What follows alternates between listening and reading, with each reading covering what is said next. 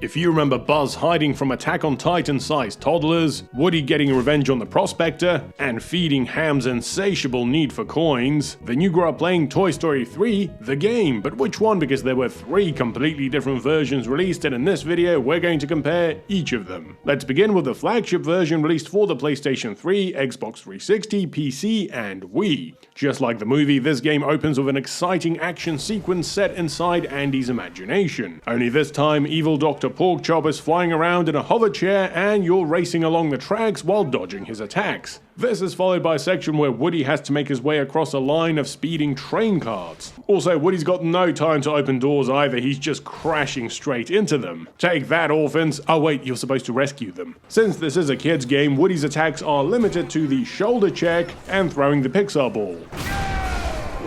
After this intro, it's revealed that the game is actually set after the events of the movie, and the whole thing is framed as a board game being played by Andy's and Bonnie's toys. Ham is the main narrator, and the game board itself acts as the main level select screen. And the very first place you'll go to is the toy box. This hub zone acts as the game's sandbox world. You can build and paint houses, collect aliens and throw them through doors, mine gold with a pickaxe, then use the gold to buy all sorts of different toys, do a bunch of missions for other toys like this one where you have to round up Slinky's cows, plus you can ride Bullseye and drive different cars around town. There are several areas, but the first one is themed after Woody's roundup. Oh my god, it's the Prospector! That there sun'll burn your biscuits. That's what you get for ripping off my arm!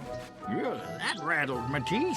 You're a terrible mayor, Ham. Crime is up, taxes are up, and you're having affairs with several of these little toys. This is a surprisingly big, open-ended space that perfectly captures the feeling of playing with toys. In many ways, it feels just like a beta version of Disney Infinity, which kind of makes sense since this was developed by Avalanche. Also, the PlayStation 3 version does let you play as Zurg in the toy box. Look, he's even got his own convertible.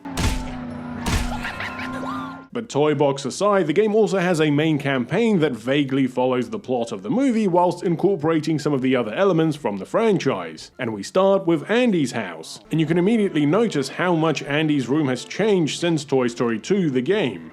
These poor toys must have witnessed all of Andy's adolescent years. You probably shouldn't touch that laptop, Buzz. This level plays similar to the one from the beginning of Toy Story 2, but obviously with a lot more of a modern design. You can now switch between characters, and each one will have a special ability for solving puzzles and navigating around obstacles. The goal of this first level is to get the house phone, and after leaving Andy's room, Woody and friends make their way down to the basement to help the Green Army men retrieve the phone. This is followed by a level which recreates the Buzz Lightyear video game sequence from the start of Toy Story 2, and this is probably the highlight of the game for many of the old school Toy Story fans. Just like in the movie, you fly through the canyon, dodging asteroids, then you sprint across the collapsing platforms whilst the environment breaks apart into floating rocks. You shoot a bunch of crystals with Buzz's laser, battle Zurg bots, and navigate more platforming sections before falling into Zurg's fortress. Look, Buzz even lights up like he did in the movie. Back in 1999, watching Toy Story 2 in cinemas, we could only dream of playing a game that looked like this. The only difference here is that I'm a lot worse than Rex at playing it.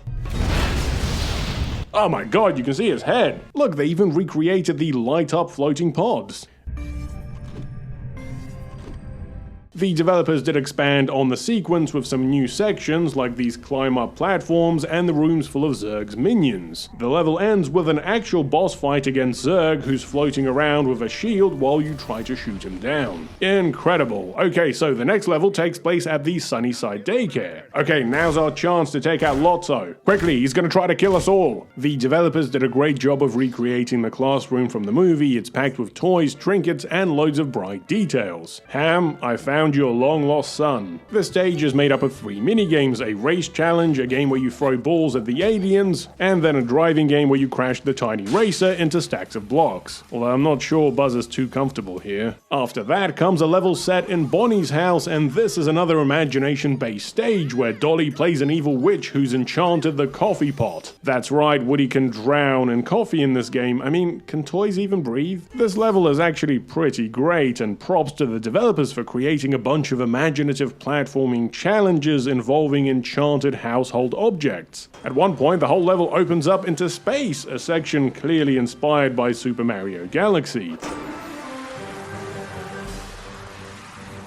We then return to the daycare for a prison break mission. Alright Jesse, you're free. Jesse?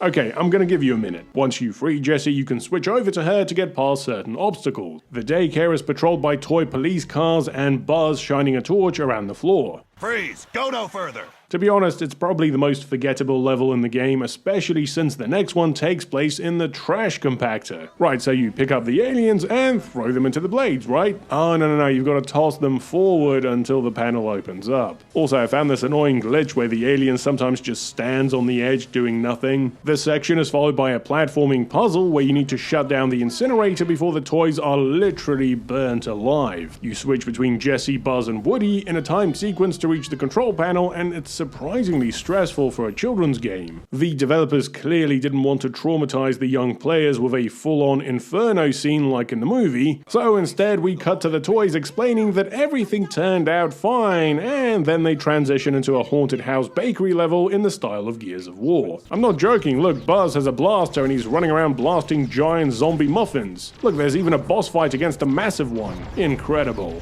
And so that's it for the campaign. There are a few other modes like the Cinematic Theater and Al's Toy Barn where you can spend the gold that you mined in the toy box. Oh, and also the entire game can be played in co-op mode on the PlayStation 3 and 360. This is sadly missing from the Wii and PC versions. They're also missing some of the toy box features and they have a bump down in graphics. Here is a comparison between the two. Those orphans!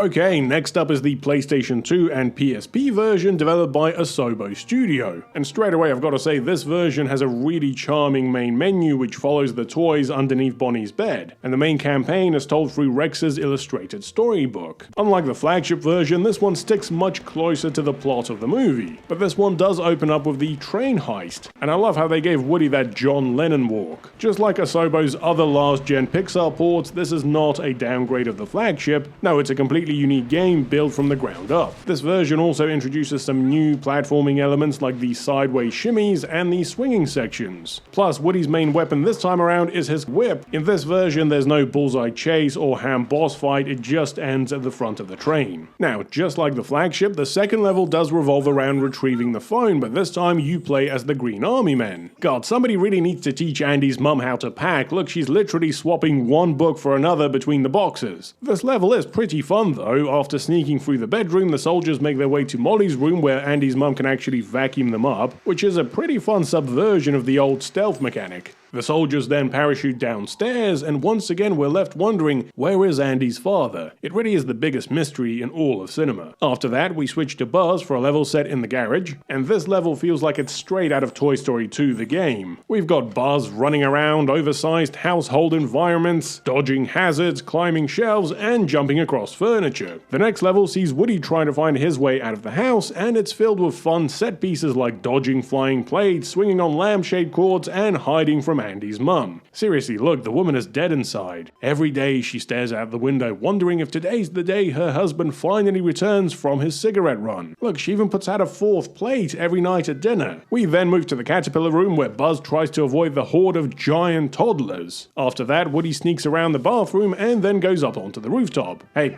off, pigeon. By this point, the game settles into a consistent rhythm, a mix of platforming and stealth. The controls are simple, but they're responsive. Occasionally, the game will throw some set pieces at you, like this next level where Buzz has to navigate the butterfly room. You follow the Lotso scent, do a couple of QuickTime sequences, and collect batteries to power up the crane. There is also a Bonnie's room level in this version, but unlike the flagship, this one just has Woody do standard platforming around the room. Unfortunately, there's no psychedelic experiences for Woody in this one. After that, Woody gets a mission sneaking around the office, followed by the first Jesse level. It's similar to the flagship version of the daycare stealth sequence, except here Buzz gets taken out immediately, leaving Jesse to sneak past the patrolling toy trucks. The next level is set at the dump, with Buzz running around rescuing other toys by handing them pieces of scrap metal. and if you mess up, you get this animation of Buzz facing his inevitable demise. The next level puts you in control of the aliens, swapping between them to solve puzzles and activate green buttons while navigating piles of junk. And then we get the final level where you play as Buzz doing parkour across traffic to reach the garbage truck heading for Andy's house. Honestly, it's a great finale to the game and feels like a bit of an homage to the final level of the original Toy Story game. And that's it for the main campaign, but this version also has a bunch of bonus content. There is an entire Buzz Lightyear game mode set in universe. Yes, it's using the main game's engine, but this time with lasers and jetpacks. There are 5 levels in total, each one trying to recreate the elements we saw from the opening of Toy Story 2. Buzz infiltrates Zurg's fortress, fights the bots, jumps on floating platforms, and even rescues the aliens. There is no toy box hub in this version, instead you get these 5 Woody's Roundup minigame levels. They're simple but charming side-scrolling platformers presented in the style of the 50s TV show. We've got Woody jumping over rocks, trees, and critters. And finally, there are a few alien-based minigame levels that reuse the gameplay style from the campaign. The PSP version of the game is almost identical to the PlayStation 2, only with a slight downgrade in graphics. Here is a quick comparison of both versions.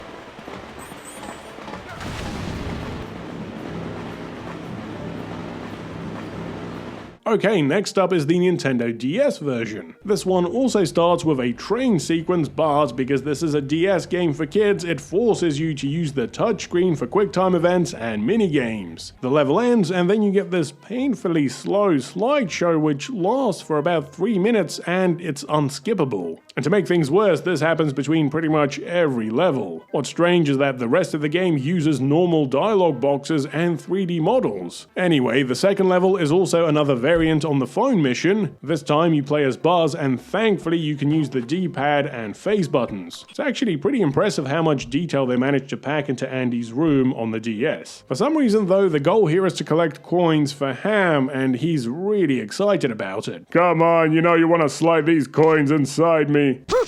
Thanks there, buddy. We then switch to Woody for a level inside the house, which is filled with aliens who sound like they've got indigestion. You can also unlock these little costumes for them. This version is a basic 3D platformer, closer to the PlayStation 2 version than the Flagship. Most of the time you're jumping and climbing around, trying to find a way out of the oversized environment. Oh come on Woody, the window's open, just go! Next up is Woody's daycare escape, which is followed by a level where Buzz has to sneak past toddlers who look like Titans from Attack on Titan. You then climb around Bonnie's room trying to talk to this hedgehog, but he just keeps off. After that comes another daycare level as Buzz, where he can lift heavy trays and perform the iconic Kung Fu Chop. The penultimate level has Woody breaking back into Sunnyside, and then we get the final level set at the garbage dump, the radioactive garbage dump. Now, all of these platforming levels are pretty simple, however the DS game also spices things up with special missions set in between the platforming levels. For example, there are 6 RTS-style tower defense stages, each with a different layout and toy theme. There are also 2 more touchscreen imagination levels, one where Woody's hurtling downhill in a carriage, and another where he's rock climbing. Oh no, Woody, watch out for the barrel! Ow! Hey! You also get 3 Buzz missions, 2 on-rail flying levels, and 1 on-rail first-person shooter. I didn't know Lotso was part of Star Command. You know what, as far as licensed DS games go, Toy Story 3 is actually pretty good. Yes, it insists on some clunky touchscreen controls, but the rest of the gameplay is pretty solid, and the game is packed with features. And finally, a quick mention of the Toy Story 3 mobile game, Woody's Wild Ride. It's a very simple side-scrolling jumping platformer that changes in quality dramatically depending on the device you play it on, going from super basic to somewhat presentable. There is even an iPhone and Android version, but it's impossible to find these days. And so there we have it, every version of Toy Story 3, the game. Now, the Flagship version is the standout and easily one of the best Pixar games ever made. Between its imaginative Buzz Lightyear levels and the endlessly replayable Toy Box mode, it manages to go beyond retelling the film's story and instead captures the pure joy of playing with toys that we had growing up. But the PlayStation PlayStation 2 and DS versions also deserve some credit. The PS2 game is a lot more faithful to the movie with some charming design elements, whilst the DS version manages to squeeze a surprising amount of depth and variety out of the handheld. Taken as a whole, Toy Story 3 the game feels like a fitting conclusion to a trilogy that spanned multiple generations. From the original game pushing the limits of the Mega Drive and Super NES, to the early 3D exploration and platforming of Toy Story 2, and finally to a game that truly captured the spirit of the movies with Toy Story 3. And I think this is a fitting place to end my series on Pixar games. And yes, I do realize there are a few games that I have yet to cover. I think what I'll do is somewhere in the near future I'll release a massive compilation video comprised of all the games I covered across this series, plus any of the odd ones that I missed out. Actually, I might do one last standalone video for Toy Story Racing. That game's a certified hood classic. Until then, thank you all for supporting the channel and this series. I hope you enjoyed it. And in the meantime, please let me know your memories of Toy Story 3 in the comments below. Which is your favorite version, favorite level, and why does Ham gotta be like that? As always, thanks for watching. Please consider supporting me on Patreon, and a big thanks to my existing patrons. If you've enjoyed this video, then please remember to like, subscribe, and hit the bell. Thanks for watching, and I'll see you next time.